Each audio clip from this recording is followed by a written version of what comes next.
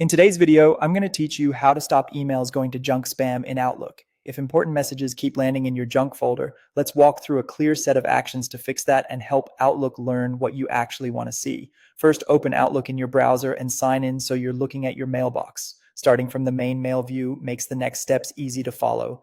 Next, check the junk email folder on the left. Find a message that shouldn't be there, right-click it, choose junk, and then select not junk.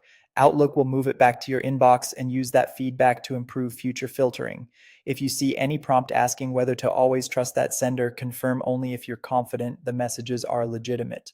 This single action often solves the issue for similar emails going forward. Now let's explicitly tell Outlook who is safe. Click the gear icon for settings, open View All Outlook settings, then go to Mail and choose Junk Email.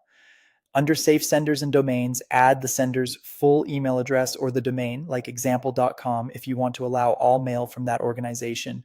Keep this list limited to people and companies you trust, as items here bypass some spam filtering.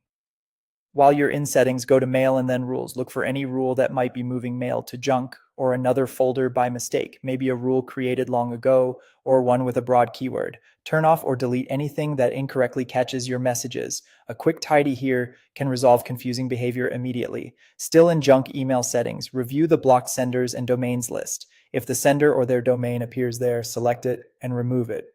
A single accidental block can send every future message from them straight to junk, so clearing it is essential.